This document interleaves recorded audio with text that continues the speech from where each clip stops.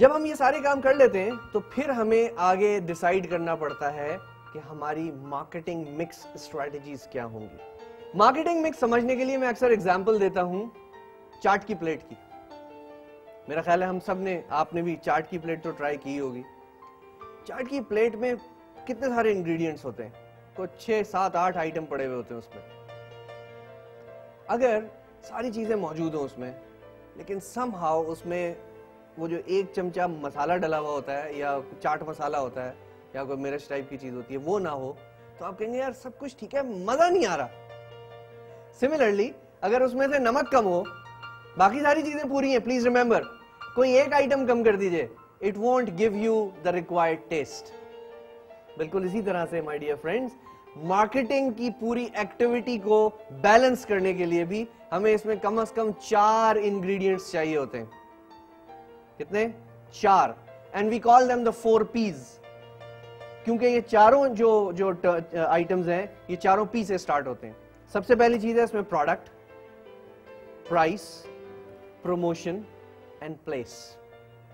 یہ 4 Ps basic foundation ہے پورے مارکیٹنگ پلان کی.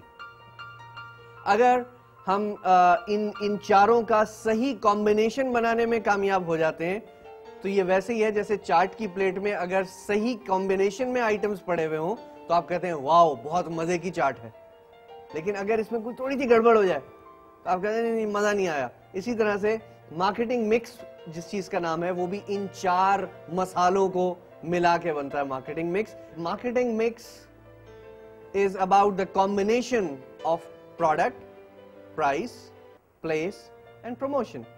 اس کی ڈیٹیلز دیکھ لیتے ہیں. An organization has to offer some product. ابھی ہم اس وقت اگر مینوفیکچرنگ کنسرنس پہ رہیں تو زیادہ آسان رہے گا. پروڈکٹ کیا ہوتی ہے جناب؟ پروڈکٹ ایک ایسا آئٹم ہوتا ہے, فزیکل ایک ایسی چیز ہوتی ہے جس سے آپ کو کوئی یوٹیلیٹی ملنے والی ہوتی ہے. جیسے میں نے تھوڑی دیر پہلے عرض کیا that when you buy shampoo you are not interested in the shampoo, you are interested in the cleanliness that it will give to your hair. اسی طرح سے جب آپ ایئر کنڈیشنر خریدتے ہیں تو you are not interested in the physical body of the air conditioner, آپ اس میں انٹرسٹڈ ہوتے ہیں کہ اس سے مجھے ٹھنڈی ہوا, یوٹیلیٹی کیا ملے گی. ٹھیک ہے, سو پہلی چیز آپ کا پروڈکٹ, اس کا ڈیزائن کیسا ہے, کیا وہ اچھی طرح سے کسٹمر نیڈز کو سرو کر سکتا ہے, یہ ایک امپورٹنٹ پارٹ ہے.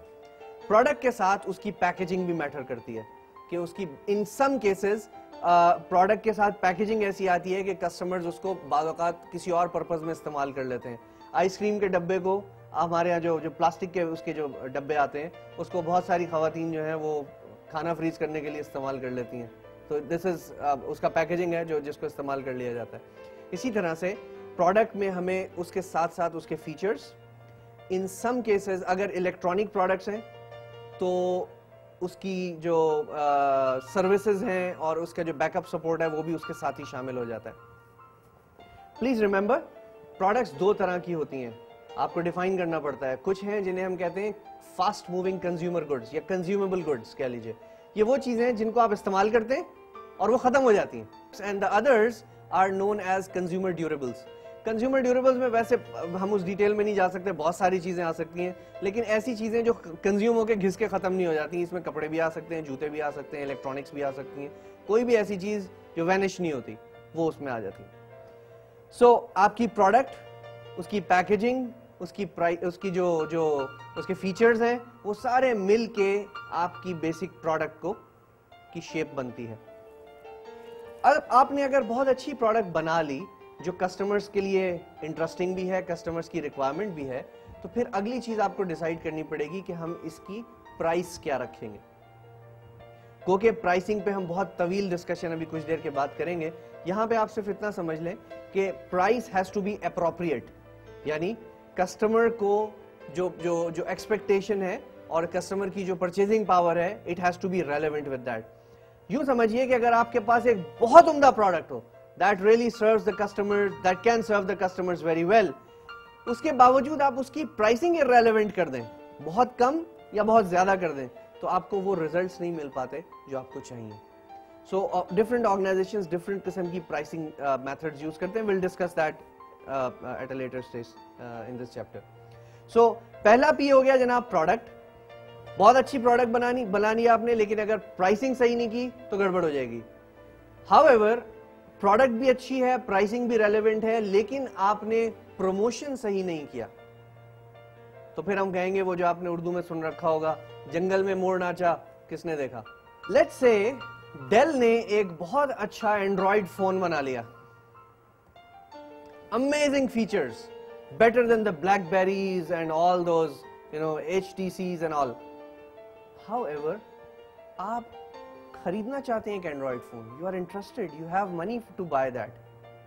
آپ کو اگر پتہ نہیں چلے گا تو کیا ہوگا؟ You won't buy that product, obviously. So unless and until products are not advertised, unless and until products are not promoted and customers are not informed about them, customers won't buy, right? So very important ingredient again is the promotion. پہلے ہم نے پھر سے اس کو repeat کریں marketing میں, اس کو پہلے ہم نے کہا we need to have a good product, but that's not enough. You need to have relevant pricing. That's not enough too. کیوں؟ کیونکہ تیسری چیز یہ ہے کہ you have to use the right medium, you have to use the right sources, you have to go to the right customers at the right time and you have to inform them that your product is there, which will help them in satisfying a particular need. اب آئیے چوتھے پی پہ, that's the place. My dear friends, اب سے کچھ عرصے پہلے I happened to get some time to spend with my family and we were watching some television program, I can't recall. اس کے بیچ میں کوئی ایک نیولی لانچڈ آئس کریم کا ایڈ آ گیا. آئی ہوپ وی آل نو اومور کی بات کر رہا ہوں میں. بچوں نے ایڈ دیکھا and they went crazy because the ad was reasonably good. It was an attractive ad. So تھوڑی دیر کے بعد ہمیں we had to go somewhere.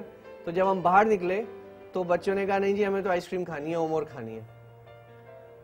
And we went to the market and we found that there was no Omor available. You know what happened? We had to buy Walls. What's the point? The point is کہ آپ نے پہلے تینوں پیس بہت اچھے کیے, بہت اچھی پروڈکٹ, بہترین پرائسنگ, امیزنگ پروموشن, سب ٹھیک ہے. اگر اس کا ڈسٹریبیوشن صحیح نہیں ہے, if it is not available to the customers, کیا ہوگا کہ آپ کی ایڈورٹائزنگ کا بینیفٹ آپ کا کمپیٹیٹر لے جائے گا. آپ نے نیڈ تو کریٹ کر دی, آپ نے کسٹمر کو ایکسائٹڈ تو کر دیا, وہ ایکشن بھی لینا چاہتا ہے, he is interested in buying your product, but آپ کے کمپیٹیٹرز بھی مارکیٹ میں اویلیبل ہیں. سو جب وہ شاپ پہ جاتا ہے جہاں سے he or she is supposed to buy your product, وہاں پہ آپ کا کمپیٹیٹر کا پروڈکٹ دیکھتا ہے اور آپ کا پروڈکٹ نہیں ہوتا, تو آپ اپنی ایڈورٹائزنگ سے اپنے کمپیٹیٹر کو سپورٹ کرنے لگتے ہیں. واو, that's scary, right? اومور کا پرابلم یہ تھا that they initially launched their product in Punjab because ان کی پروڈکشن کیپیسٹی کے ایشوز تھے and they thought that they will focus on Punjab in the beginning. By the way, یہ 90s میں walls نے بھی اسی طرح سے کیا تھا. نتیجہ پرابلم اس میں کیا ہے کہ جب آپ پاکستان کے میڈیا پہ ایڈورٹائز کرتے ہیں تو یہ آپ نہیں کر سکتے کہ جیو پہ ایڈ آئے گا تو وہ صرف لاہور میں دکھے گا, صرف ملتان میں دکھے گا اور کراچی میں نہیں دکھے گا. So the advertising was going on everywhere across Pakistan, but the product was only available in a certain province. Result, I just discussed with you the result. So place is the fourth P, جہاں پہ ہم distribution network کی بات کرتے ہیں, distribution channel کی بات کرتے ہیں کہ کیسے ہم اپنی پروڈکٹ کو وہاں تک پہنچا دیں جہاں سے کسٹمر بآسانی اس کو ایکسیس کر سکے. This is place. اب ہم اگر ان چاروں میں سے کسی ایک مسئلے کو کم کر دیں, پروڈکٹ اچھی نہ ہو, یو آر ڈیڈ. پلیس اچھا نہ ہو, you are not accessible, product آپ کی اویلیبل نہیں ہے. پروموشن صحیح نہ ہو, کسٹمرز کو پتہ ہی نہیں چلے گا, یا پتہ چلے گا تو شاید وہ امیج صحیح نہ بنا سکیں, آپ وہ کہیں گے ہاں گھٹیا سی پروڈکٹ ہے.